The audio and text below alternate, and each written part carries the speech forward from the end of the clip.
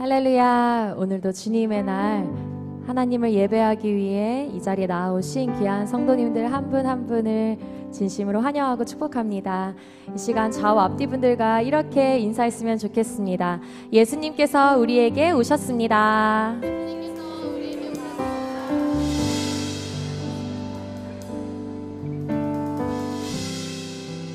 정말로 예수님께서 우리를 먼저 찾아오신 줄 믿습니다. 예수님이 내 마음에 들어오셔서 정말 하나님의 선하신 일들을 이루어 가시기를 간절히 소망합니다. 이 시간 박수 치시면서 함께 찬양하겠습니다.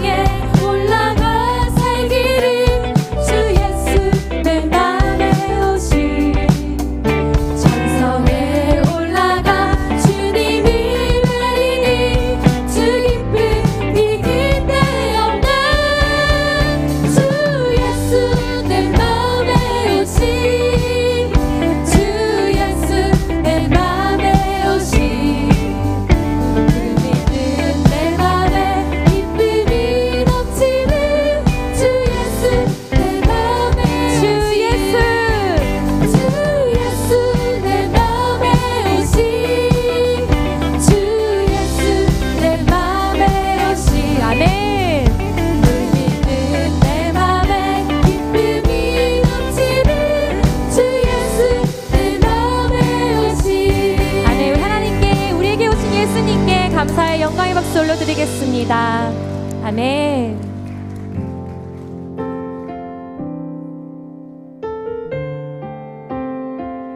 우리 예수님께 사랑한다고 고백하는 이 시간 되기를 소망합니다. 예수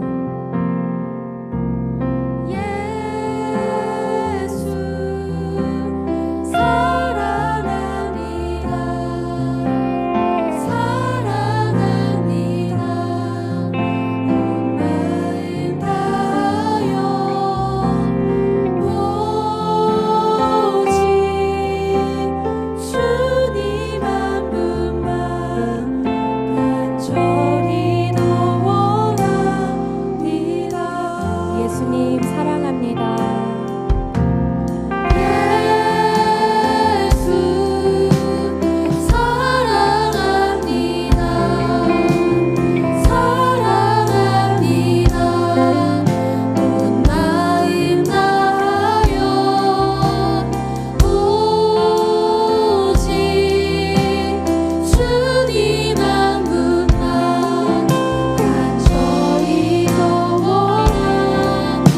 번 더 고백할까요? 예수 사랑합니다.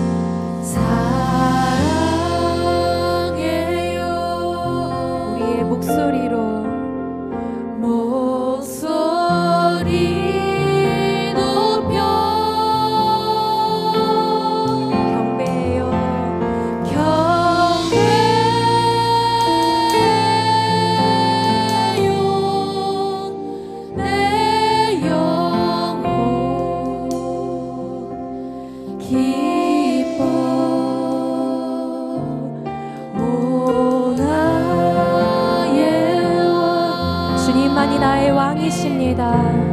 나의 목소리 주님 귀에 곱게 울리기. 아멘. 자리에서 일어나시 일어나셔서 임재 찬양으로 나아가겠습니다.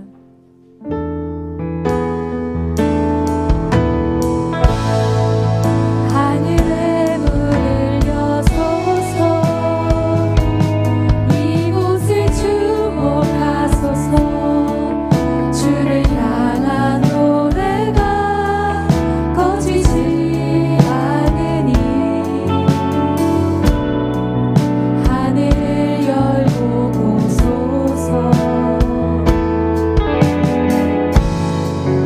이곳에 임재하소서 주님을 기다립니다 기도의 향기가 하늘에 닿으니 주여 임재하여 주소서 주여 임재하여 주소서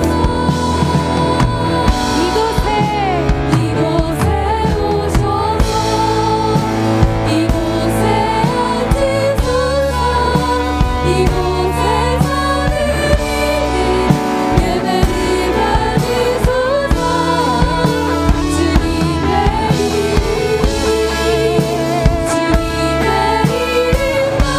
오직 주의 이름만 이곳에 오셔서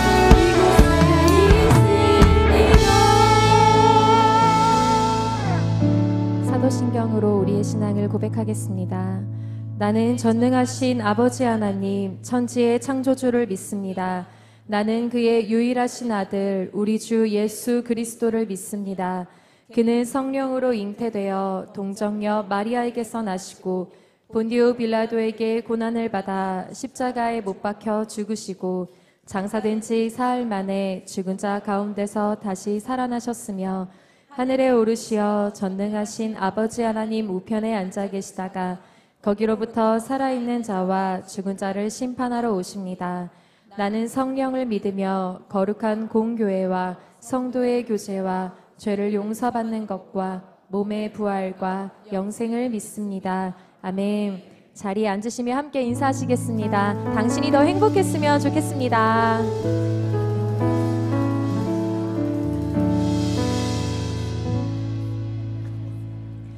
다 함께 찬송가 425장을 드리시겠습니다. 드리신 후에는 김진근 안수집사님께서 기도해 주시겠습니다.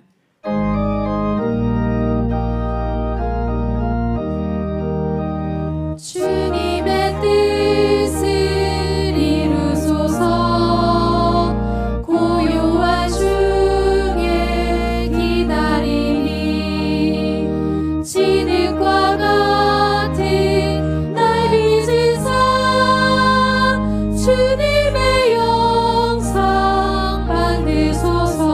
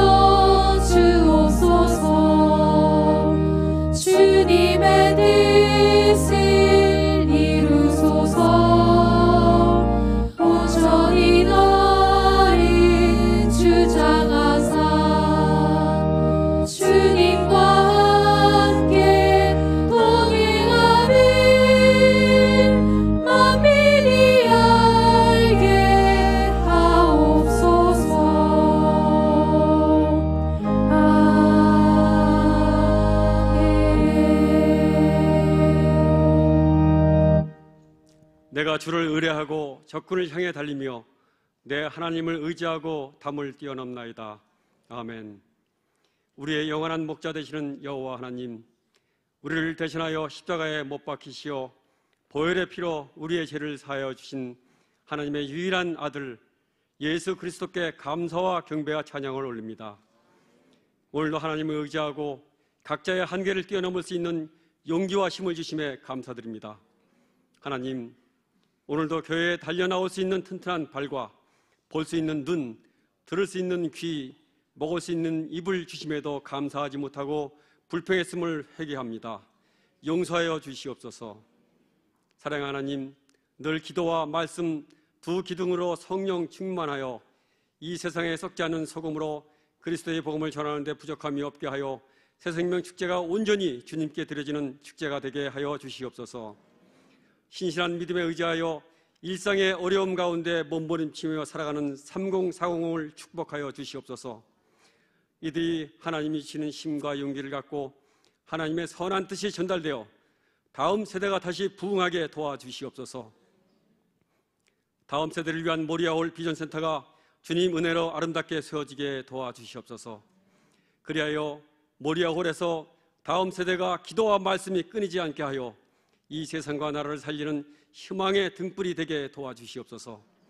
또한 습속 작은 나라 자립형 선교 공동체를 위한 보금자리를 건축 중에 있습니다. 과정마다 주님의 손길이 함께하여 작업에 헌신하고 수고하는 손길을 안전하게 지켜주시옵고, 이곳에서 다음 세대의 많은 아이들이 선교의 비전과 꿈을 품고 나아가는 하나님의 나라 되게 도와주시옵소서. 온 땅과 민족을 위하여 기도드립니다. 인간의 욕망에 의하여 점차 오염되어 병들어가는 지구와 인류를 불쌍히 여기사 하나님의 창조의 원리를 다시금 깨달아 지구가 회복되고 인류가 회복될 수 있도록 도와주시옵소서. 또한 이 시대 한국의 미래가 주님이 약속하신 대로 대대로 번성하여 주님의 나라 이루어 나갈 수 있게 도와주시옵소서. 이 나라 이 민족이 예수 그리스도의 제자로 세상에 선한 영향을 끼치는 민족 되어 어둡고 가난하고 힘든 세상이 행복하고 밝은 세상이 되게 도와주시옵소서. 사랑하는 담임 목사님, 영육간에 강건하게 하여 주시옵고 특별히 눈과 성대를 보호하여 주시옵소서. 이 시간 말씀을 전하시는 우성은 목사님께 하나님의 능력과 성령의 기름 부음이 넘치도록 하옵소서. 영광스러운 예배를 위하여 묵묵히 수고하고 헌신하는 부교역자님들에게도 하나님의 그 놀라운 은총을 부어주시옵소서. 한 마음으로 주님을 찬양하는 예루살렘 성가대의 아름다운 찬양을 기뻐 받으시고 대원들에게 건강과 믿음을 주시며 그들의 삶을 축복하여 주시옵소서. 이 예배를 온전히 주님께 연락하시기를 소망하며 거룩하신 예수님의 이름으로 기도드립니다. 아멘.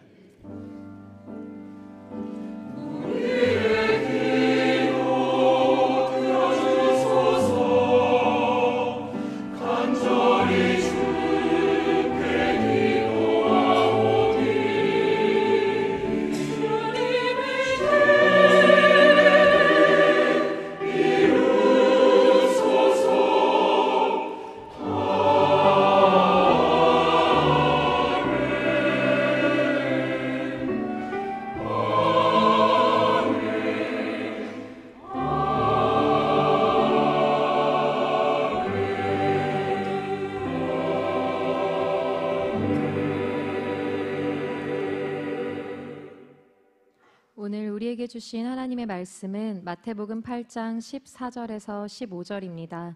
제가 가진 성경으로는 신약 11쪽입니다. 찾으신 후 저와 여러분이 합독하시겠습니다. 마태복음 8장 14절에서 15절입니다. 예수께서 베드로의 집에 들어가사 그의 장모가 열병으로 앓아누운 것을 보시고 그의 손을 만지시니 열병이 떠나가고 여인이 일어나서 예수께 수종들더라. 아멘.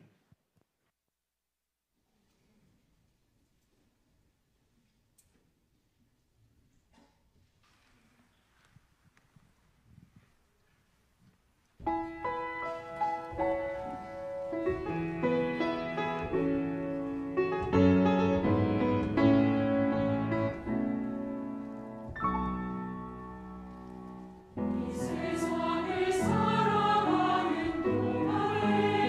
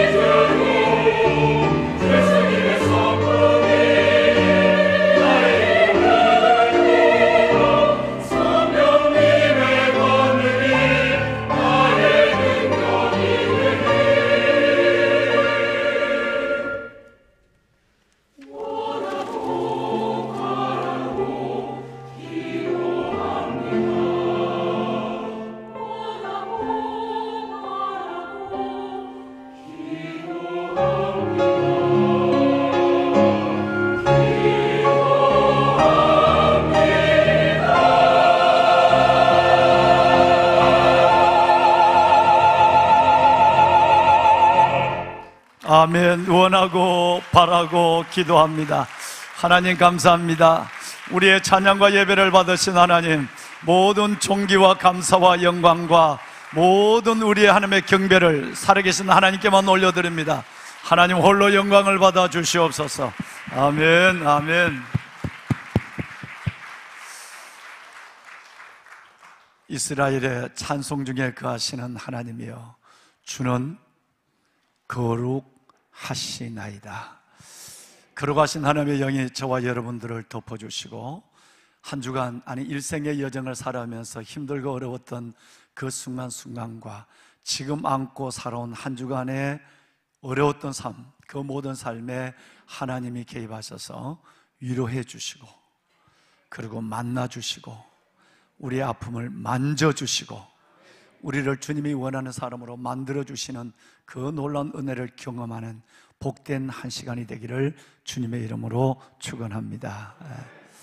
우리 예루살렘 성가대 찬양 정말 감사합니다. 그리고 삶의 어려움을 이기고 때를 따라 돕는 은혜의 보좌 앞으로 나온 여러분들 정말 주의 이름으로 축복합니다.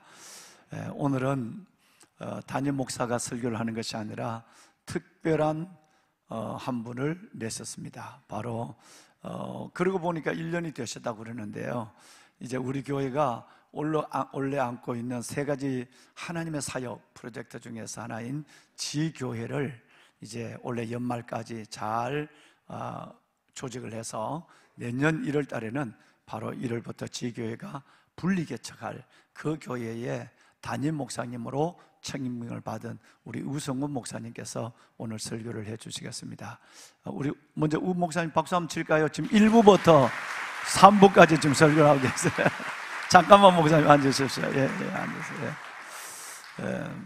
처음에는 긴장하는 것 같으니 별로 긴장하는 것 같지도 않습니다. 아주 담임 목사가 오늘 실은 지난 주간에 제 사역이 여의도 순복음 광명교회 가서 3일 동안 수목금 부흥회를 섬기고 왔거든요. 그러니까 그냥 거기서 묵는 것이 아니라 여기서 왔다 갔다 했단 말이에요. 오니까 11시예요 준비하고 나니까 새벽 예배를 그 다음 날 새벽 예배를 인도했어요. 그러니까 1시에 대해서 잠을 잤어요. 3시간 10분을 잠자는 날을 3일 연속하니까 목도 모고 다 갔어요. 그러는데 오늘은 좀 저도 부담이 됐잖아요. 오후에 제자 훈련까지 밤 7시까지 해야 되니까. 그래서 목사님과 오래전에 한 달, 2달 전에 이날 주일을 말씀을 드렸어요. 드리고 나니까 오늘 제가 일부 예배부터 얼마나 여러분과 똑같이 앉아서 찬송하고 기도하고 은혜를 받으니까 얼마나 그냥 육신이 편하다는 게 아니라 은혜가 된다면 은혜가. 담임 목사가 1, 2부 예배를 통해서 저는 목사님의 이 설교도 2번 듣고 오늘 지금 3번째 듣지만 예배도 마찬가지고 너무너무 은혜가 돼요. 여러분의 기도 오늘 원하고 바라고 기도하기는 담임 목사처럼 수지 맞는 역사가 있을 줄로 믿습니다. 잘 나왔었습니다. 잘 나왔었습니다. 여러분 우리 교회가 원래 하나님께 기도하고 있는 이제 작년에 7년이었는데 원래 8년이 됐네요. 다음 세대를 위한 모리아홀 이 건축에 대한 구체적인 생각을 갖고 기도한 지가 8년이 됐고요. 그 다음에 자립형 선교 공동체 그리고 지교의 분리개척 이 두 가지는 6년이 됐습니다. 어느 날 아니라 6년 동안 여러분과 함께 코로나 훨씬 전부터 기도해 왔어요. 올해는 드디어 이 세 가지 일이 동시에 스타팅됩니다. 놀랍게도 지난 주간, 이번 주간이죠. 이번 주간 바로 우리 교회 옆에 남부순환 대로변에 세워질 교회는 이렇게 복잡하고 어렵게 살아가지만 다음 세대와 이 지역과 서울을 위해서 한 시대를 위해서 섬길 모리아홀 건축이 이제 경관심의 서울시 경관심의가 멋지게 통과됐어요. 심사위원들도 깜짝 놀랐어요. 이렇게 멋진 건물을 진짜 만들 수 있겠느냐라고 하는 의문을 가졌어요. 이제 다음 주에는 제가 다각적으로 그 조감도를 입체적으로 여러분께 보여드리면서 설명을 드리고 여러분의 기도를 부탁할 것입니다. 그리고 로비에 큰 이 조감도를 걸어놓고 함께 이제 한 2년 동안 우리가 기도하고 나갈 것이에요. 이 일들과 더불어 동시에 일어난 일이 뭐냐면, 말씀드린 대로 연말까지 정말 우리 시내가 푸르나무 교회 같은 건강한 교회를 이 땅에 다시 하나 세우자. 그동안도 지교회들이 이렇게 분리가 됐습니다만은 이번에는 좀 더 다른 규모로 지교회를 하나 하나님 앞에 세워서 영광을 돌려야 되겠다 하는 것이 연말까지 구상해서 내년 1월 달에는 지교회가 분리가 됩니다. 이 일들과 또 지금 진행 중에 있는 수속 작은 나라 우리 자리병 선교 공동체 선교사님들이 묵을 은퇴한 선교사님들을 매실 숙소가 지금 한 60-70% 거의 이제 마무리돼 가고 있는 가운데 있습니다. 이 일들이 세 가지가 동시에 이루어지는 가운데서 하나님은 하나님의 일을 하나님의 때 하나님의 방법을 통해 이루는 역사를 보기를 원합니다. 여러분들, 저와 여러분이 그 방법이 되길 원하고 정말 지금처럼 기도해 주시고 또 하나님의 은혜를 따라 여러 가지로 참여해 주셔서 이 일들이 그냥 억지로 이끌어가는 인간의 계획된 일이 아니라 하나님이 이끌어가는 그야말로 축제 같은 하나님의 영광을, 보통 뭐 이 세 가지 중에 한 가지만 하더라도 교회들이 어렵죠. 그런데 지금 이 세 가지를 동시에 한다는 것이 얼마나 여러분 하나님의 특별한 간섭과 우리의 집중이 없으면 되지 않는 일인 걸 알고 있거든요. 그러나 저는 확신해요. 이 일들이 진짜 축제처럼 이루어져서 하나님께 영광을 돌리는 역사가 일어날 줄로 믿습니다. 꼭 기도해 주시길 바랍니다. 그래서 오늘은 그 세 가지 하나님의 사역적 프로젝트 중에 하나를 중심에 서서 기치를 들고 나가실 우리 우성훈 목사님께서 오늘 설교를 해주시고요.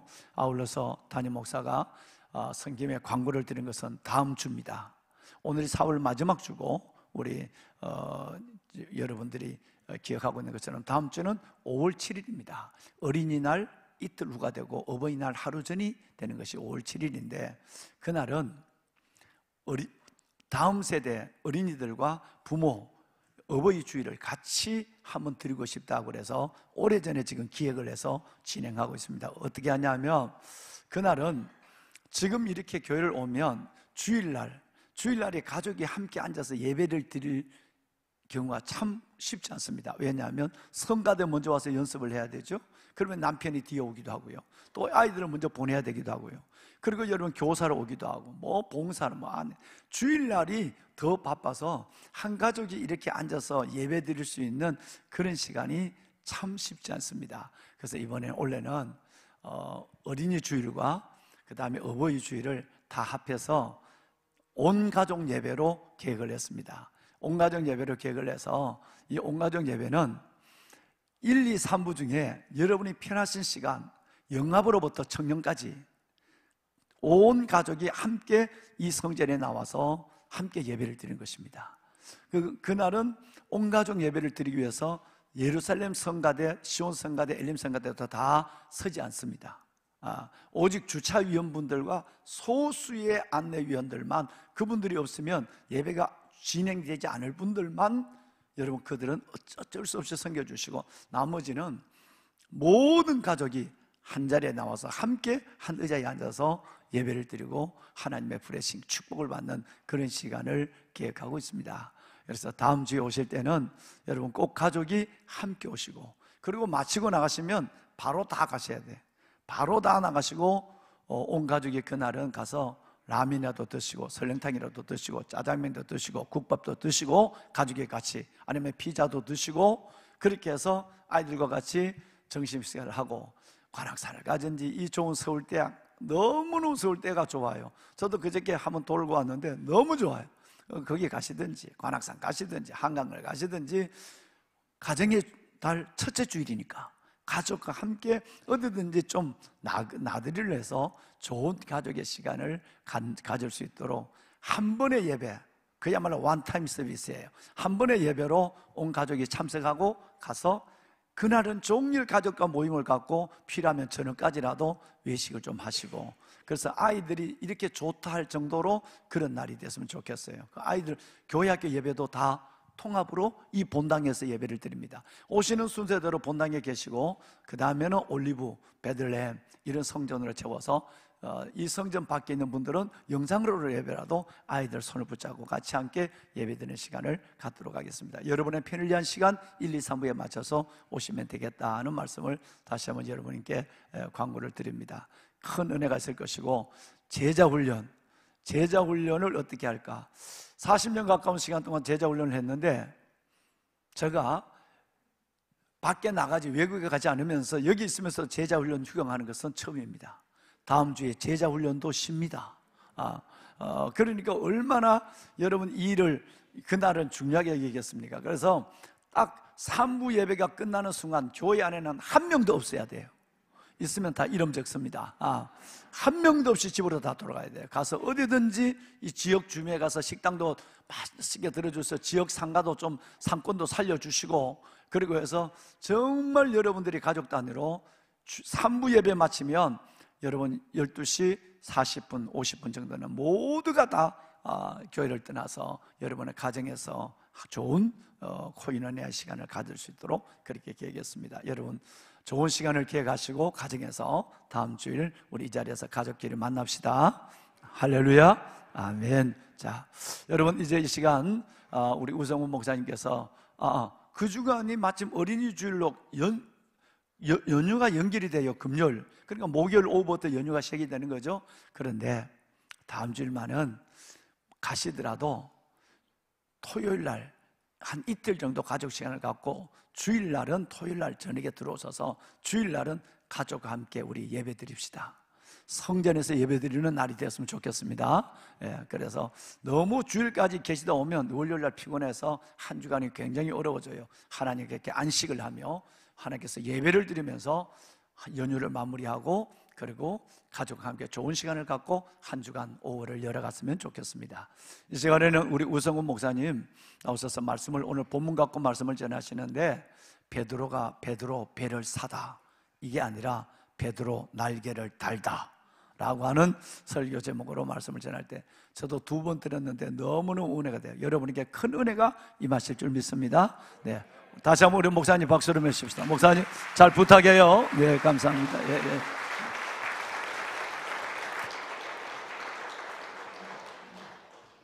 감사합니다. 우리 교회 여러 가지 특징들이 있지만 그 특징 중에 하나는 박수가 참 많다는 거예요. 그리고 굉장히 길게 쳐주셔가지고 긴장도 금방 풀리고 그렇습니다. 무릇 시온에서 슬퍼하는 자에게 화관을 주어 그 죄를 대신하며 기쁨의 기름으로 그 슬픔을 대신하며 찬송의 옷으로 그 근심을 대신하시고 그들이 의의 나무 곧 여호와께서 심으신 그 영광을 나타낼 자라 일컬음을 받게 하려 함이라. 아멘. 오늘 한 주간도 여러 가지 삶을 살아오시느라 고생 많으셨습니다. 애 많이 쓰셨고요. 살아오면서 삶이라는 것이 늘 고단하기도 하고 또 분주하기도 한데 그냥 또 늘 기쁨으로 사는 분들도 있고 일상이 큰 어려움 없이 그냥 밋밋하게 살아오는 분들도 있죠. 하지만 어떤 분들은 맡겨진 임무들을 잘 수행하지 못해서 스스로를 좀 비난하거나 자학하는 경우도 있고요. 어떤 경우는 좀 주변 사람들이 자꾸 아픈 거예요. 내가 아픈 건 좀 참겠는데 내가 아끼는 사람들이 아플 때 속상해하는 사람들도 있고, 또 상황이 왜 이렇게 예기치 못한 상황들이 많이 발생하는지 그것 때문에 갑자기 속상해하는 경우도 있고, 뭐 여러 가지 일상을 겪다가 오셨을 겁니다. 한 자리에 있다 보니 다 같은 마음인 것 같지만 삶을 가만히 들여다보면 여러 가지 경험을 하다가 한 자리에 오게 되죠. 삶은 좀 다양각색이었고 또 이 어려움도 좀 다르겠지만 우리 한 자리에 모인 만큼 한 마음으로 예배하는 만큼 오늘 이 예배를 통해서 하나님께서 기쁨의 기름을 주시고 화관을 주시고 찬송의 옷을 입혀주실 줄 믿습니다. 그 기쁨의 기름 덕분에 찬송의 옷 덕분에 오늘 이 예배와 또 이 예배를 통해서 우리 이어질 한 주간의 삶이 하나님의 영광을 온전히 나타내는 의의 나무로서 살아가는 저와 여러분 되시기를 축복합니다. 또 무엇보다 이 예배를 통해서 그래서 오늘 여러분과 제가 더 행복해지시기를 주님의 이름으로 축복합니다. 1부, 2부 예배에서도 제가 말씀드렸지만 제가 자꾸 1부, 2부 이렇게 말씀드리냐면 같은 설교를 계속 듣고 계시는 분이 어딘가에 계신데 똑같은 얘기를 계속하는 게 어렵습니다. 그래서 자꾸 앞에다가 덧붙이는 거예요. 1부 때, 2부 때도 말씀드렸지만 오늘 본문은 담임 목사님께서 지난 화요일 새벽 때 말씀하셨던 본문 안에 들어가 있는 아주 작은 두 구절입니다. 담임 목사님께서 누가복음 4장을 전하셨는데 그 안에 우리 특별히 누가복음 4장 38절과 39절이 오늘 우리가 읽었던 본문과 병행 구절이거든요. 그래서 저는 사실 오늘 본문을 미리 정했어요. 미리 정하고 어떻게 전할까 이리저리 구상을 하고 있는데 화요일날 딱 새벽 예배 나갔더니 담임 목사님이 이 본문을 읽으시는 거여서 저는 큰일 났다 생각했습니다. 이 본문 바꾸는 게 이렇게 쉽지 않거든요. 또 여러 가지 구상을 해놓은 게 아깝기도 하고 그래서 제발 언급하지 마시기를 했는데 너무나 감사하게도 정말 가볍게 간단하게 언급하시고 넘어가셨어요. 그래서 제가 감사한 마음으로 열심히 구상했던 것을 잘 준비해가지고 살을 붙여서 이곳에 나왔습니다. 여러분과 함께 은혜 안에서 잘 나누어지기를 간절히 바랍니다.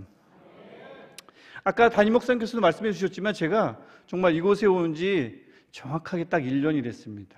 공교롭게도 제가 작년에 4월 마지막 주에 여기 나와서 인사를 드렸거든요. 오늘이 4월 마지막 주니까 뭐 계산하고 오늘 제가 선 건 아닌데 딱 1년이 됐습니다. 그래서 설교를 준비하면서 1년 전 그렇게 섰었지, 그 다음 주에 교회에 있는 것이 어찌나 시간이 안 가는지 1부, 2부, 3부 모든 게 어색하고요. 아는 분들 하나도 없고요. 참 힘들었던 그 기억이 막 새록새록 솟아나더라고요. 그러면서 이제 설교 준비를 하고 있는데 무엇보다 2부 예배 때 저 2층에서 안내를 섰단 말입니다. 그때 그 기억이 나요. 안내를 서고 있는데 한 어린아이가 여자아이였어요. 여자아이가 2층에서 1층으로 막 내려갔습니다. 그래서 제가 막 내려가길래 제가 그때는 다 모르는 분들이니까 이상하게 아이들한테 친한 척하고 쉽게 말 건넬 수 있는 대상은 아이들이에요. 그러니까 막 지나가면 어디 가니? 그런데 그 아이가 또 내려가길래 어디 가니? 그랬어요. 근데 그 여자아이가 아무 말도 없이 그냥 내려가더라고요. 그래서 그렇구나 하고 이제 안내를 보고 있는데 그 여자아이가 아주 어린 여동생이랑 손을 잡고 다정하게 올라오는 거예요. 그래서 막 이야기하면서 올라가다가 본당으로 들어가는 겁니다. 그래서 그렇거니 했는데 그 어린 여동생이요, 언니에게 이렇게 말하는 거예요. 엄마, 예배 언제 끝나? 그러는 거예요. 그 여자아이는 엄마였어요. 제가 그 엄마에게 어디 가니? 그랬던 거예요. 이게 얼마나 얼굴이 화끈거리는지 주워 담을 수도 없고요. 본당으로 쓱 들어가는, 예배당으로 들어가는데 붙잡아 놓고 제가 사실은 몰라봤어요. 제가 아무도 몰라요. 마스크를 왜 이렇게 올려 쓰셨습니까? 할 수는 없잖아요. 제가 그 이후로 아이들이 지나가도 절대 물어보질 않습니다. 정말입니다. 그냥 지나가는 대로 아이고 귀엽구나 지나가렴 하지 어디 가니 묻질 않아요. 트라우마가 생긴 거죠. 그게 지금까지도 기억이 나요. 그 2주차 때 그 왜 그를 몰라봤을까? 아무리 마스크라도 알아봤을 텐데 정말 여자아이였어요. 혹시 이 안에 계신가요? 여자아이였어요. 진짜 그분은 그만큼 마스크를 쓰니까 모르겠더라고요. 이게 어떤 일종의 반전인 거죠. 생각과는 전혀 다르게 진행되는 것들, 예상과는 전혀 다른 결과가 나올 때 우리는 이것을 반전이라고 얘기합니다. 삶의 여정에서 누구나 다 한 번쯤은 겪게 되죠. 그리고 나면 새록새록 떠오르는 좋은 추억으로 남기도 하고, 그 다음에 그때 재밌었다. 지금 이렇게 그때는 얼굴이 화끈거렸어도 가만히 되돌아보면 재밌잖아요. 재미도 주고 또 여러 가지 추억도 남겨주고, 그런 게 반전이기도 하고, 또 반전이라는 것이 형세가 탁 역정되는 상황이다 보니까 좀 충격이 와요. 충격이 오게 되면 여러 가지 의미도 다시 한번 생각하게 되죠. 예를 들면 참 잘 사는 사람들, 그래서 너무 부러운 사람들이 주변에 있을 수 있지 않습니까? 주변의 지인들이 참 부러워요. 그 가족이 부럽고 그 가정이 부럽고 참 부러웠는데 가만히 보니 아닌 거였어요. 그렇게 생각보다 행복하지 않았고 여러 가지 문제가 그들 안에도 있다는 것을 알게 되잖아요. 반전인 거죠. 그런 걸 통해서 삶이라는 게 꼭 눈에 보이는 것이 전부가 아니겠구나. 행복이라는 것이 딱 저들이 가지고 있는 건 줄 알았더니 행복도 절대적인 건 아니구나 라는 지혜를 얻기도 하죠. 이 사고의 발돋움이라고 하는 것들을 얻기도 합니다. 이러한 반전이 여러 가지 이렇게 매력이 있는데, 이런 반전이요 복음서에도 굉장히 많이 나옵니다. 특별히 예수님의 사역 가운데 반전이 얼마나 많이 나오는지 알 수가 없어요. 예수님 당시에 칭찬을 가장 많이 받았고 많은 사람들이 흠모하던 대상은 바리새인입니다. 딸이 있으면 반드시 저 바리새인에게 시집을 보내리라. 많은 사람들이 실제 그렇게 마음을 먹었고 바리새인은 인기가 굉장히 좋았습니다. 하필이면 근데 그 바리새인은 늘 예수님께 야단 맞고 꾸지람 듣고 바리새인이 있고 그랬단 말이죠. 반전입니다. 또 반면에 사람들은 눈 안 해도 관심 안 해도 전혀 두지 않던 사람들을 예수님은 꼭 그들을 눈여겨보셨어요. 꼭 죄인들과 식사하셨습니다. 이것도 반전입니다. 더 나아가서 오늘 우리가 읽었던 마태복음 8장을 감싸고 있는 앞에 본문이죠. 배경 본문이 되는 5장부터 7장 산상수훈입니다. 그 안에서 이제 5장을 열게 되면 많은 사람들이 모인 가운데서 팔복을 선언하지 않습니까? 그 팔복을 듣고 있는 사람들은 사실 태어나서 한 번도 나는 복을 받았다고 생각하지 못했던 이들이 대다수였습니다. 땅이 많아야, 오래 살아야, 가족이 많아야 복을 받았다라고 생각하는 세상 속에서 그들은 오히려 그 반대로 살면서 한 번도 복 받았다라고 여기지 스스로를 생각하지 못했던 이들이 많았을 텐데 그들을 향해서 복이 있다고. 마음이 청결한 게 뭐가 그렇게 복이 있어요? 마음이 가난한 게 뭐가 그렇게 복이 있습니까? 긍휼히 여기는 게 뭐가 그렇게 복이 있어요? 땅이 많아야죠. 자식이 많아야죠. 오래 살아야죠. 근데 그런 이들을 향해서 반전의 말씀, 그게 아니라 마음에 긍휼이 있는 자가 복이 있다라고 말씀하시는 거거든요. 벌써 반전인 거죠. 또 그것뿐만 아니라 고침은 예수께서 고쳐주시는 대상도 보십시오. 중풍병자 고치고, 이방인 백부장의 종 고치고, 중풍병자 사람들의 관심 밖에 머물던 자입니다. 이방인이요 늘 업신여김 받던 자들입니다. 그런데 예수님이 그 관심 밖에 있는 자들을 관심 안으로 데려오셨죠. 업신여김 받던 자들을 칭찬의 주인공으로 삼아주셨습니다. 백부장 칭찬하거든요. 반전이죠. 하나님 나라를 아주 생생하게 가르쳐 주시더니 5장부터 7장에서 내려오셔서는 그 하나님 나라가 어떤지를 생생하게 치유로 하나하나 보여주셨습니다. 이렇게 보여주심을 통해서 하나님 나라라는 것이 반전의 나라임을, 하나님 나라라는 것이 관심 밖에 있던 이들이, 칭찬 한번 받지 못했던 이들이 칭찬과 관심 안으로 들어오는 것임을 예수께서 보여주신 거죠. 오늘 우리 교회도, 우리 구역도, 우리 교구도, 우리 부서도, 우리 가정도 그런 반전이 자주 일어나는 공동체이기를 주님의 이름으로 축복합니다. 지금 이 시간도 마찬가지고 말합니다. 더불어서 오늘 우리가 함께 읽었던 베드로의 장모님이 치유되는 이 본문, 아주 짧은 본문입니다.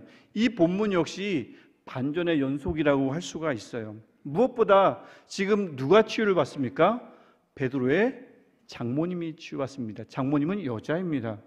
여자는 아프면 안 되는 존재입니다. 여자는 태생이 부정하고, 당시에, 지금 말고 당시에 여자는 태생이 부정하고 열등하기 때문에 아프면 어쩐지, 그렇지, 태생이 저러니까, 부정하니까 그러니 아픈 거지라는 눈총을 받던 부류였습니다. 그러니 한번 아프기 시작하면 얼마나 눈치를 받겠어요. 아프면 안 되는 존재들이었습니다. 아플 자격도 없는 존재들이었어요. 그런데 그런 한 여인이 예수님의 관심을 받았습니다. 치유를 받았다고요. 이게 바로 파격적인 반전이 아닐 수 없죠. 지금으로서는 상상할 수 없는 반전입니다. 그런데 본문에는 또 다른 반전이 하나 더 있습니다. 그것은 베드로의 장모님이 예수님 앞에 나오지 않았다는 것입니다. 8장 9장에 나오는 모든 치유 사건을 가만히 보시면 8장 2절에서 나병 환자가 났거든요. 그들이 어떻게 났습니까? 예수님 앞에 나와서 절하면서 났습니다. 얼마나 간절했는지 절박했는지 스스로 예수님 앞에 나와서 고침을 받았어요. 8장 5절에 나오는 그것은 한 백부장이 그 종을 치유하는 이야기가 나오는데, 어떻게 백부장의 종이 나음을 입습니까? 그 종은 너무 아파가지고 예수님 앞에 나올 수가 없었어요. 백부장이 대신 나왔습니다.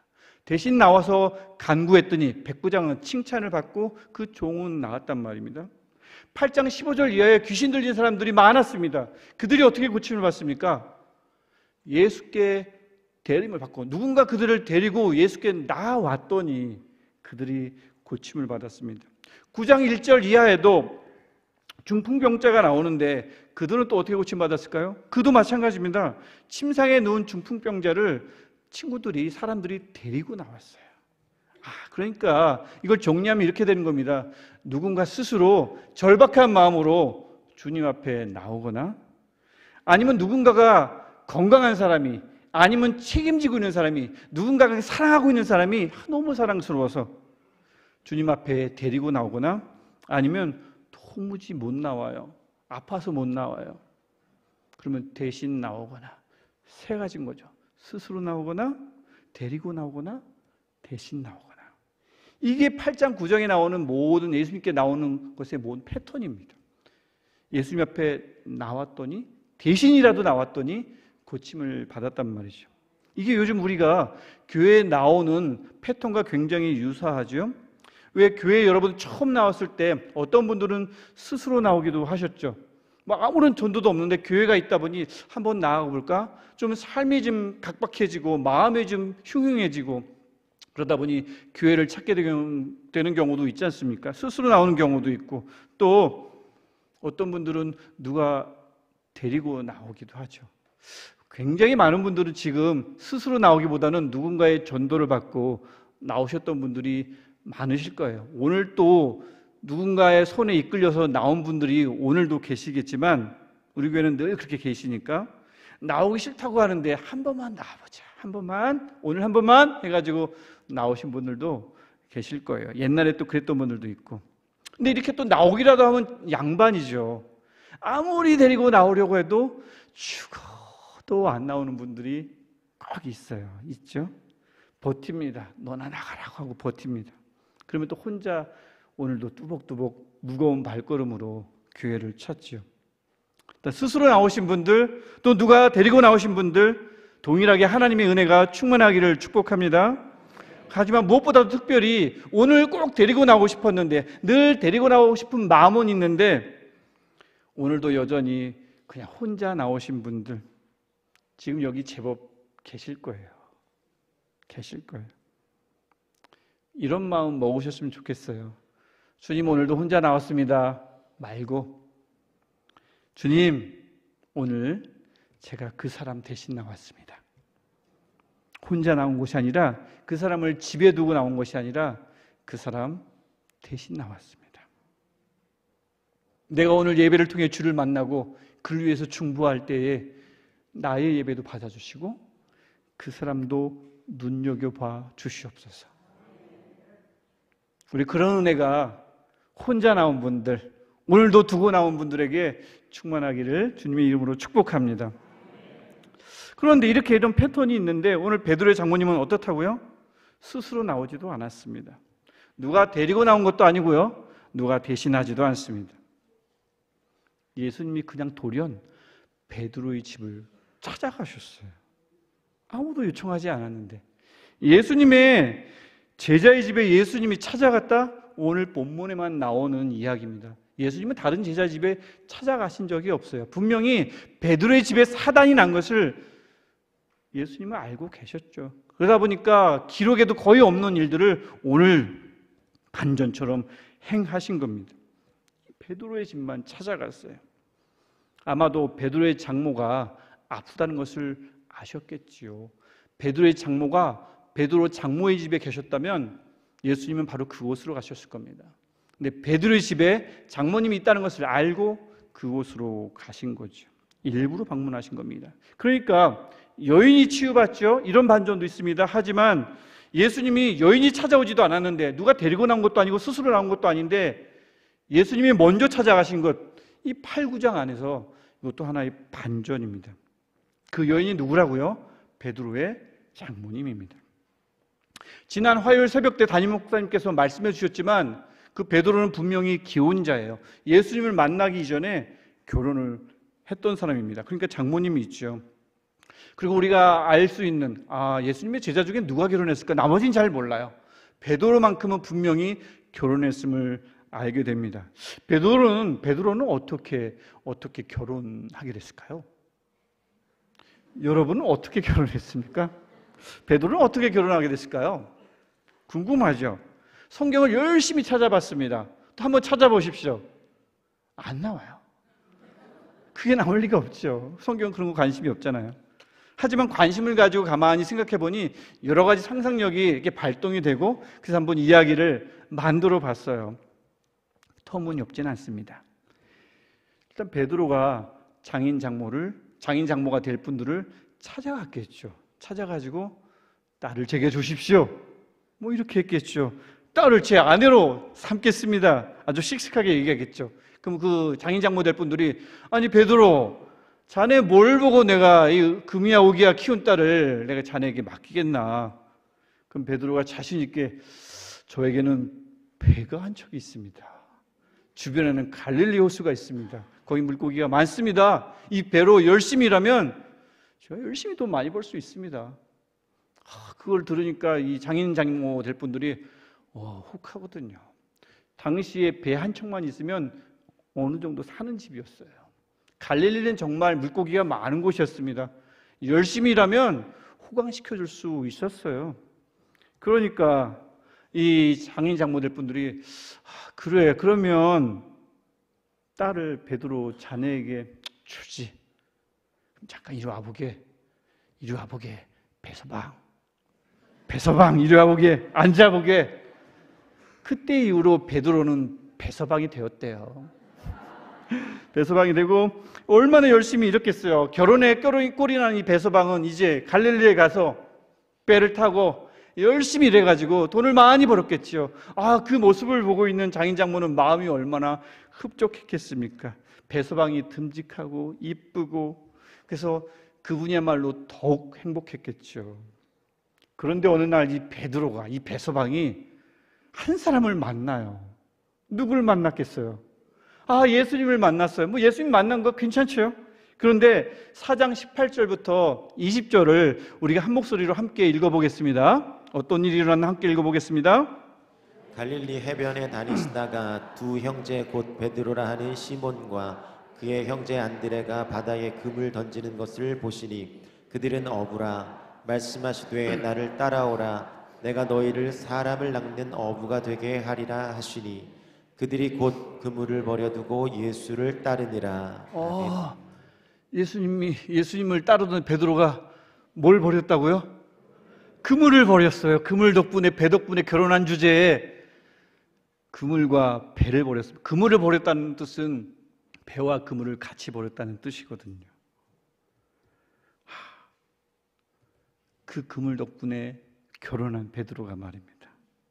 이 본문이 저도 옛날부터 많이 봤던 본문이고, 이게 예수를 믿는 사람들, 예수님을 막 따르기 시작한 사람들, 제자란 무엇일까? 어떻게 하면 예수님을 더 믿게 될까라고 할 때 자주 보게 되고 언급되는 본문입니다. 예수님을 따른다는 것은 대충 따르는 것 아니야.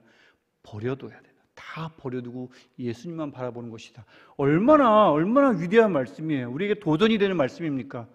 굉장히 중요한 말씀이고 능력 있는 말씀인데, 이 말씀의 내용이 그 가족과 장인 장모님에게는 천불 나는 말씀이에요. 천불 왜 안 나겠습니까? 천불 나지요.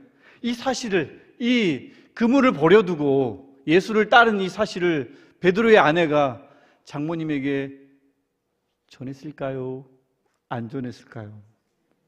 당장 달려가서 전했겠죠. 엄마, 전했겠죠. 그러면 그 장모님은요, 화가 머리끝까지 났겠죠. 내가 어떻게 주었는데. 그래서 배서방을 불렀겠죠. 배송 불러가지고 이제 전해 들었다고는 얘기 못하겠고, 이제 모른 척하면서, 배서방, 요즘은 고기 좀 잡히나? 그럼 이제 베드로가, 그게 제가 요즘요 사람을 낚습니다. 뒷목 잡고 쓰러지죠. 장모님이 차라리 나를 잡게나 배서방, 그렇게 하겠죠. 이게 공상 만화 같고 소설 같지만 이게 사실은 예수님으로 인해서 당시에 가정과 사회에서 어떤 일이 일어나는가를 보여주는 한 단면입니다. 학문적으로도 증명돼서 여러 책들이 나왔습니다. 사실 제 지도 교수님이 이 책을 한 권 쓰셨어요. 아까는 뭐 얘기 안 드렸지만, 이 신앙이라는 것이 참 좋은 것 같은데, 이 신앙 때문에 오히려 가족을 포함한 여러 관계가 단절된다. 이것을 보여주는 본문 중에 하나입니다. 나중에 예수님도요, 나중에 마태복음 10장 34절과 35절에서 이렇게 말씀합니다. 우리 한 목소리로 함께 읽겠습니다. 부러운 줄로 생각하지 말라. 화평이 아니요 검을 주러 왔노라. 내가 온 것은 사람이 그 아버지와 딸이 어머니와 며느리가 시어머니와 불화하게 하려 함이니. 아멘하고 싶지 않죠. 불화. 예수님이 오시면 오히려 연합하고 화합하고 화목하고 더 커지고 더 화기애애하고 그럴 줄 알았는데, 예수님이 오시고 그분을 만남으로 인하여 1차적으로 나타나는 현상이에요. 불화입니다. 이런 불화 속에서, 이런 마음의 무거움 속에서 베드로는 어땠겠어요? 주님을 따르는 일은 너무 좋아요. 주님이 예배하고 찬양하고 주님께서 직접 말씀 전해주시는 것을 직접 육성으로 듣고 주님이 하시는 일들을 직접 육안으로 보고, 우리는 늘 전해 듣잖아요. 우린 책으로 공부하잖아요. 우리 기도할 때 그냥 어느 정도 상상만 하잖아요. 베드로는 그걸 육안으로 다 봤다니까요. 직접 귀로 들었다니까요. 얼마나 기쁘겠어요. 얼마나 즐겁겠어요. 그런데 예수님만 따르는 것은 참 좋은데 걸리는 게 있잖아요. 장모님이 걸리고, 차라리 날 잡게나 했던 그 장모님의 목소리가 자꾸 귀에 울리고 말이죠. 나 때문에 실망했을 여러 사람들 자꾸 마음에 그렇죠? 생기겠죠. 그렇게 그래서 예수님을 따라다니는 것은 참 기쁜데, 참 즐거운데, 그러다가도 문득 한숨이 나왔겠죠. 그런 베드로의 심정을 예수님이 왜 모르셨겠어요? 열심히 다닐 땐 좋은데 문득 그 얼굴에 좀 슬픔이 있거든요. 문득 그 얼굴이 수심이 가득 차거든요. 예수님이 그 베드로의 마음을 놓치셨을 리가 없지요. 그렇게 베드로가 기뻤다가 불편했다가 즐거웠다가 낙심이 됐다가 그 경험이 계속 이어지던 어느 날 예수님이, 베드로가 아무런 요청도 안 했는데 예수님이 느닷없이 베드로의 집을 찾아간 겁니다. 안 되겠다 싶었던 게 분명합니다. 그리고 아니나 다를까 베드로의 집에 갔더니 그곳에 누가 있어요? 베드로의 장모님이 있습니다. 당시에 종종 결혼을 하면, 이 사위가 되면 대를 사위처럼 처가에 들어가서 사는 경우도 종종 있었습니다. 아니면 내가 집을 마련하면 부모님들, 특별히 장인 장모님을 모셔서 같이 사는 경우도 있었어요. 하지만 오늘 본문의 이 베드로는 그런 것 같지는 않아요. 그냥 대를 사이로 살았을 수도 있지만, 가만히 아빠, 엄마, 장인 장모님이 가만히 보니 우리 딸이 너무 안 됐거든요. 내가 그 배 보고 맡겼는데 이 사위가 잘 안 보인다는 얘기를 듣게 됐죠. 그러니 장모님이 수시로 그 집을 들락날락 했을 거고요. 오늘도 안 왔니? 오늘도 안 왔는데요. 오늘 뭐 한대? 설마 오늘은 고기 잡아오겠지. 배서방인데. 에휴, 엄마 오늘도 사람 낳고 있을 거예요. 베드로의 장모님이 오늘 본문에는 열병이 걸렸다고 하지만 그게 열병인지 화병인지 누가 알겠어요. 화병이 걸려도 열은 나잖아요. 열불 나잖아요. 그 와중에 예수님이 집에 들이닥친 거예요. 근데 아무 말씀도 안 하십니다. 그냥 들이닥치셔서 손 잡아가지고 그를 낫게 하십니다. 그게 14절이에요. 열병을 싹 고쳐주셨습니다. 화병을 싹 고쳐주셨어요. 그 장모님이 스스로 나왔습니까? 아닙니다. 누가 데리고 나왔습니까? 아닙니다. 누가 대신 나왔습니까? 아닙니다. 그냥 몸져 누워 있었어요. 베드로는 아무 말도 못하고 속으로만 끙끙 앓고 있었습니다. 그런데 예수님이, 그 상황을 아신 예수님이 바로 찾아가셔서 강권적으로 고쳐주셨어요. 고쳐주셨더니 15절에서 어떻게 됩니까? 그 여인 낳자마자 예수께 수종들더라. 수종들다. 이 수종들다는 사람과 연결될 때는 그 사람에게 먹을 것을 주다, 그 사람에게 필요한 것을 대접하다, 마실 것을 주다, 이런 섬김을 말합니다. 종으로서의 섬김, 주인으로서의 섬김. 하지만 이 수종들다가 예수님과 결합되면 그것은 단순한 종의 섬김이 아니라 신앙적인 섬김입니다. 믿음의 섬김 말이죠. 그래서 이 병행복문인 마가복음 1장과 누가복음 4장을 보면 거기에는 이 여인, 장모님이 낳은 다음에 주변의 사람들을 수종들더라 이렇게 나와 있는데 마태복음은 그게 아니라고 정확하게 우리에게 증언합니다. 그러니까 복음서가 4개가 꼭 필요한 거예요. 하나만 읽으면 헷갈립니다. 마태복음이 아니라고 이야기하는 겁니다. 그 사람들도 수종 들었지만 먼저 수종든 것, 즉 믿음을 가지고 섬긴 것, 감사의 마음으로 섬긴 대상은 예수님이라고 오늘 본문은 우리에게 말씀하는 겁니다. 그러니까 단순한 섬김이 아니라 믿음이 생긴 거예요. 믿음이 회복된 겁니다. 그렇지 않아도 베서방 때문에 예수님이 얼마나 얄미웠겠어요. 근데 나음을 입고 나니 믿음이 생길 뿐만 아니라 예수님과 관계 회복이 일어났음을 본문이 보여주고 있는 겁니다. 그렇다면 또 과연 이 사건이 장모님만 낳은 사건일까요? 그 곁에서 그걸 다 보고 있던 베드로의 마음은 어땠겠어요?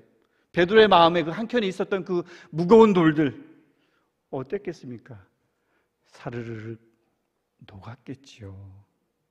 날아갈 듯 기뻤을 겁니다. 장모님이 지금요 병이 나았을 뿐만 아니라 내가 금을 배 버려두고 섬기던 그 예수님을 장모님도 섬기고 계시네요. 얼마나 기쁘겠어요. 또 예수님을 잘 섬기고 있던 장모님이 그때 베드로를 향해서 이렇게 넌지시 건넸을 것 같아요. 베서방 뭐하나? 얼른 사람 낚으러 가야지. 그동안 이래저래 몸도 마음도 무거웠던 우리 베서방이 이제 날개를 달았습니다. 이제는 신나게 주를 따르기만 하면 돼요.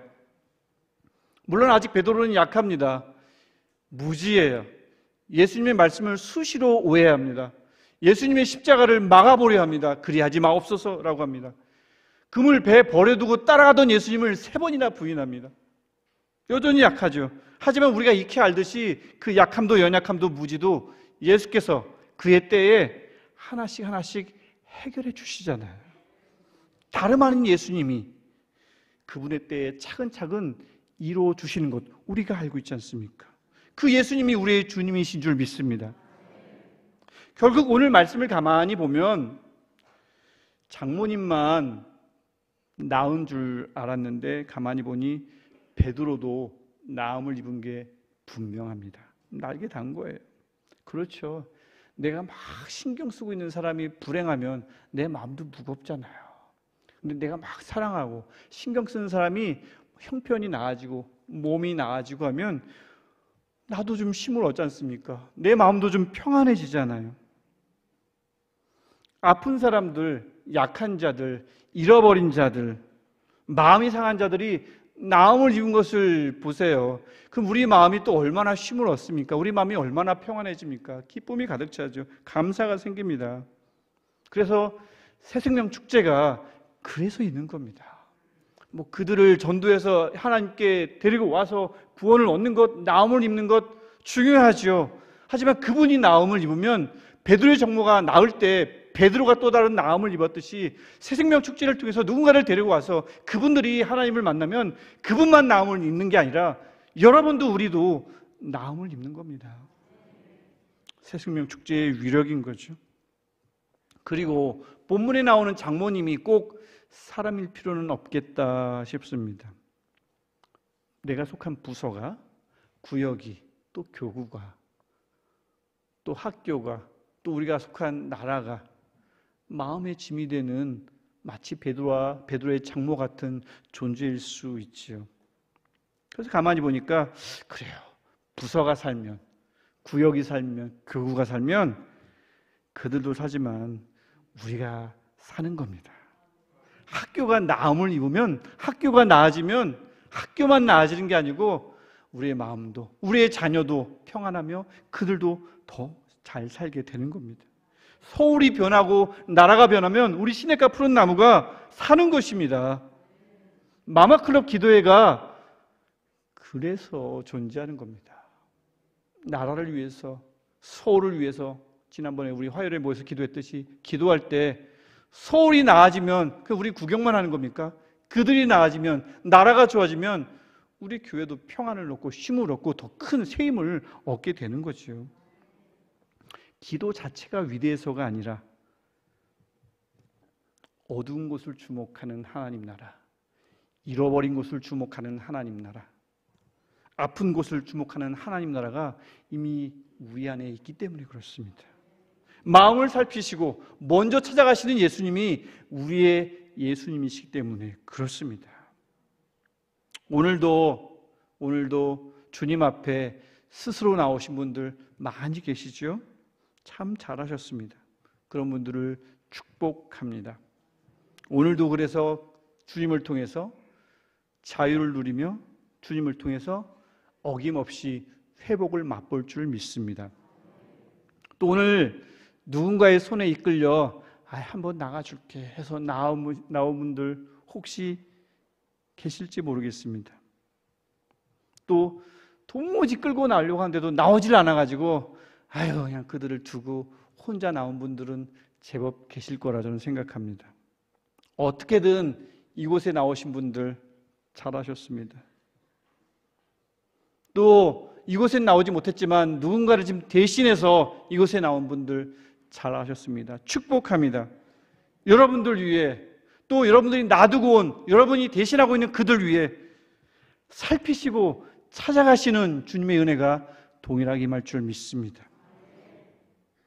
또 한편 주님을 따르는 것은 참 좋은데, 늘 즐겁고 기쁜데 여러 가지 이유로 마음 한켠에 무거운 짐이 있는 분들, 아니면 행여나 교회는 나왔는데요, 몸도 마음도 베드로의 장모처럼 아픈 분들, 특별히 그분들에게는 살피시고 먼저 찾아가시는 예수님이 그들의 손을 덥석 잡아서 고쳐주시고 그들 마음속에 있는 서운함과 실망과 미움을 사라지게 하시고 감사와 기쁨의 마음으로 충만하게 해주실 줄 믿습니다. 그 마음으로 주님을 수종들게 섬기게 해주실 줄 믿습니다. 왜냐하면 베드로의 장모를 고치신 하나님이, 주님이 우리의 주님이시며 하나님 나라는 우리 안에 이미 있기 때문에 그렇습니다. 지금 예배하는 우리들도, 또 우리가 대신하는 그들도, 또 우리가 데리고 나오는 모든 분들도, 오늘 처음 나온, 스스로 나온 모든 분들도 이런 동일한 은혜가, 오늘 본문이 약속하는 동일한 은혜가 모두 충만하기를 주님의 이름으로 축복합니다. 제가 기도하겠습니다. 주님, 오늘도 우리 마음을 살펴주시옵소서. 주님, 오늘도 먼저 찾아와 주시고 먼저 찾아가 주시옵소서. 강권적으로 고쳐주시옵소서. 우리가 두고 온 그 사람을 고쳐주시옵소서. 우리가 속한 부서, 우리가 속한 구역, 우리가 속한 교구, 학교와 서울과 나라를 찾아가 주셔서 고쳐주시고 그 손을 잡아 일으켜 세워주시고 그들도 주를 섬기게 하옵소서. 그들이 나올 뿐만 아니라 우리도 나음을 입게 하시고 우리의 무거운 짐이 사라지게 하시고 그래서 더욱 기쁜 마음으로 주를 따르게 하옵소서. 주님, 그렇게 우리 모두가 하나님 나라의 복을 나중이 아니라 지금 맛보는 은혜가 있게 하옵소서. 화관을, 기쁨의 기름을, 찬송의 옷을 지금도 주시는 예수님의 이름으로 간절히 기도하옵나이다. 아멘.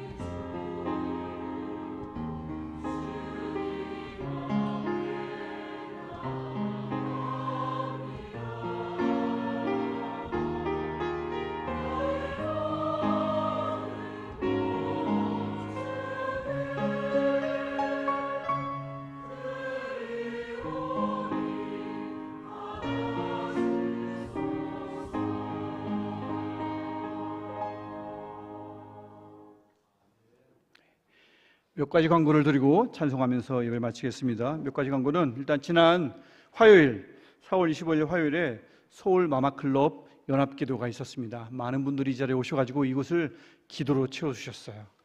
방금 말씀을 통해서도 나눴지만 우리 기도를 통해 서울이 변화되고 나라가 변화되고 그것을 통하여 우리도 나음을 입고 변화되는 은혜가 있기를 축복합니다. 다음 달에도 있습니다. 그때 꼭 나오시길 바라고요.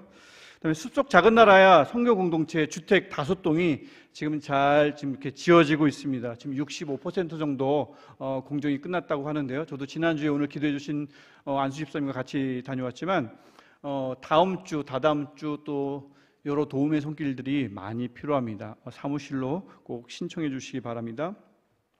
빌리그레암 목사님의 그 한국 전도대회 50주년 기념대회가 6월 3일 토요일에 있습니다. 이 부분에 대해서는 다음 주일 담임 목사님께서 더 상세하게 말씀해 주실 겁니다. 오늘 이 시간은 특별히 새생명 축제 관련해서 우리 유재현 목사님 나오셔서 관련한 여러 가지 정보를 알려드리겠습니다. 지금 새생명 축제가 진행 중에 있습니다. 여러분 주보에 보시면 지금 복음 엽서가 삽입이 되어 있는데요. 다 꺼내서 한번 오른손으로 들어보시겠어요? 복음 엽서를 오른손에 한번 들어보시겠습니다. 혹시 못 받으신 분이 계시면 퇴장하실 때, 예배를 마치고 나가실 때 예배 안내위원들을 통해서 받아가시기를 바라고요. 여기에 보시면 뒷면에 글씨를 쓸 수 있도록 엽서 형태로 저희가 제작을 했어요. 근데 우측 상단에 보면 뭔가 그림이 그려져 있죠? 뭐예요? 우표가 그려져 있죠? 지난번에 제가 누구한테 드렸더니 여기다가 복음에 대한 그런 이제 내용을 담고 사랑의 메시지를 쓰고 초청 카드로 이렇게 기록을 한 다음에 우체통에다가 넣으세요. 우체통에다 넣으시면 안 되고 그 엽서 형태로 제작한 것이기 때문에 복음이 담긴 메시지를 담고 또 여러분들이 꼭 그분에게 해주고 싶은 이야기를 담고 또 5월 21일이 새생명 축제잖아요. 그죠? 5월 21일을 여기다가 날짜를 기재하신 이후에 그분에게 꼭 이렇게 전달해 주시는 그 실천 사항을 제가 도전을 하도록 하겠습니다. 꼭 도전에 함께 해주시기를, 참여해 주시기를 부탁드리겠습니다. 제가 나가실 때 못 받으신 분 꼭 받아가시기를 바라고요. 태신자 카드를 작정하신 중간 보고를 좀 드리고 들어가려고 해요.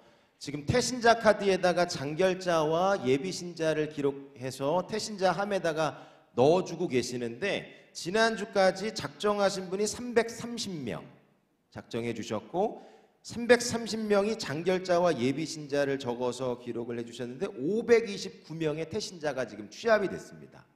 우리 교회 1, 2, 3부 예배 몇 명 출석하는지 아세요? 실제 출석 인원이 1600명 다녀가고 계세요.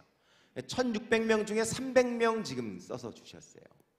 5분의 1 정도 지금 참여하고 계신데 코로나 기간에 준하면 많은 분들이 지금 동참해주고 계시는데 조금만 더 여러분 마음속에 품었던 장결자와 예비신자들을 꼭 적으셔서 각 1층, 2층, 3층에 태신자 카드가 준비되어 있으니까 적으셔서 함에다가 제출해 주시기를 바라고 여러분들이 태신자 카드에 이름을 적어서 제출해 주셔야 그분들에게 이 엽서도 실천할 수 있는 거예요. 태신자 카드를 적지 않았다면 첫 번째 주차부터 함께 따라해 주시기를 바라고 또 샘플 문자라든지 행복 찬양 링크 주소라든지 또 오늘은 이 엽서를 지금 도전하고 있는데 매주 실천 사항을 도전하는 것들을 함께 하시다 보면 하나님께서 하나님의 때에 귀한 생명의 열매를 맺게 하여 주실 줄로 믿습니다. 그 은혜가 여러분들로부터 시작될 수 있기를 축복합니다. 제가 구호 외치고 들어갈 텐데요. 더 해피데이 제가 외치면 여러분들 좌우 옆 사람과 당신이 더 행복했으면 좋겠습니다 하고 3번 인사하고 들어가도록 하겠습니다. 더 해피데이, 더 해피데이, 더 해피데이. 네, 하나님께 영광의 박수를 돌리시겠습니다. 감사합니다. 우리 다 함께 일어나셔서 더 행복해진 마음으로 행복 함께 찬양하겠습니다.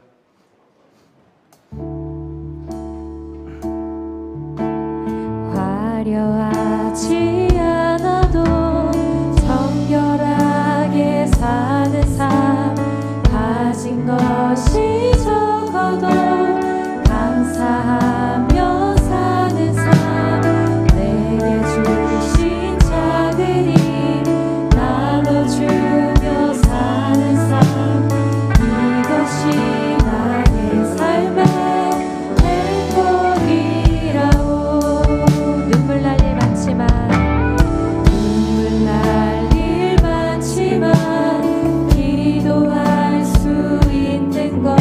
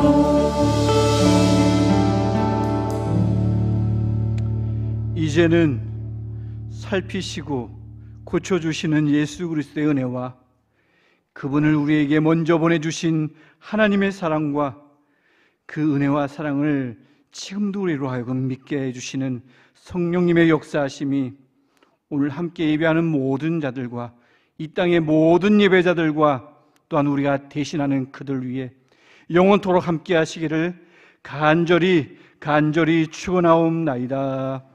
아멘.